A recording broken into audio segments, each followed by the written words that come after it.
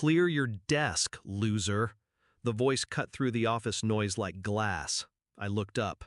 My boss was standing over me, eyes bright with the kind of joy people usually save for weddings or winning the lottery. Stealing company funds? You're done. The CEO's son stood just behind him, smiling like a man watching a chess piece fall exactly where he planned. Dad already called the cops. Every head in the office turned. My name hung in the air like a bad smell. I said nothing. What, no begging? My boss laughed. Pathetic accountant. Cat got your tongue? Termination papers landed on my desk with a slap. Sign them or we add criminal charges. I met his gaze. Steady. Controlled. He thought my silence was fear. It wasn't. I wasn't who he thought I was. I'd been with the company for 5 years, built its books from chaos into symmetry, saved them more money than my own salary would ever see. And now, this. I'd seen it in his eyes for months, the CEO's son. The envy, the careful way he lingered near my reports. Too eager to help, too quick to bring me coffee I never asked for. The first irregularities I noticed weren't mine.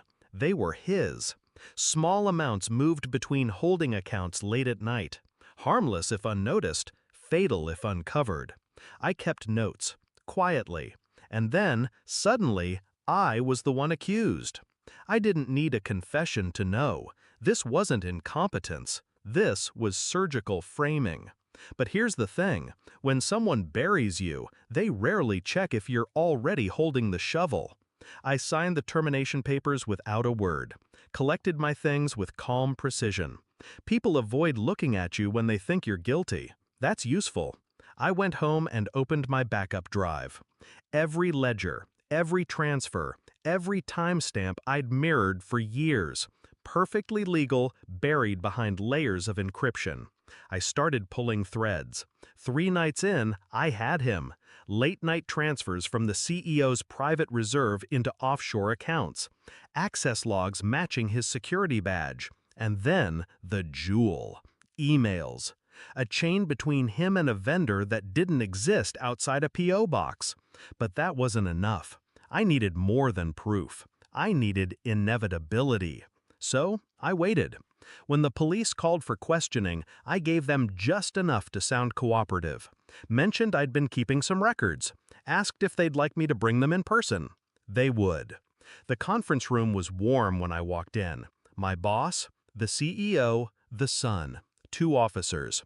I placed a single binder on the table, opened it to the first page. This is a record of every financial irregularity in the past 18 months, I said, all sourced from internal systems, all cross-verified. The son shifted in his chair. I flipped another page. Page 64 begins a pattern. Transfers into accounts in the Cayman Islands. Initiated after midnight.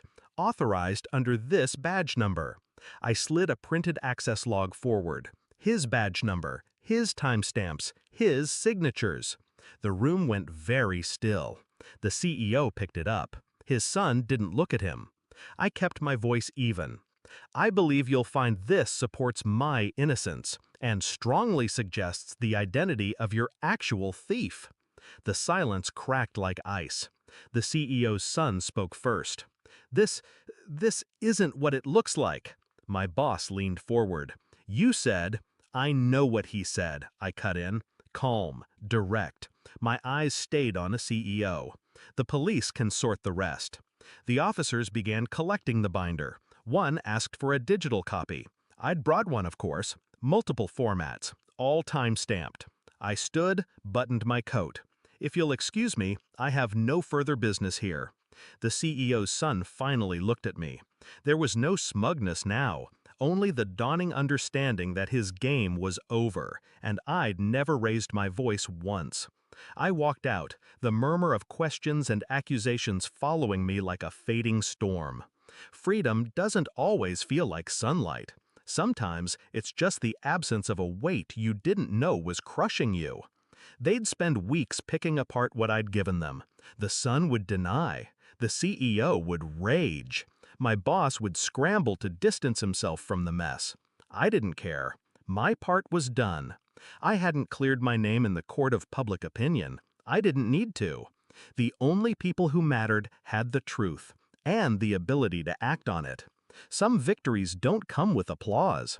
Some are won in quiet rooms with paper and ink. I wasn't interested in vindication, just precision. And in the end, he learned what precision feels like, when it cuts straight through you.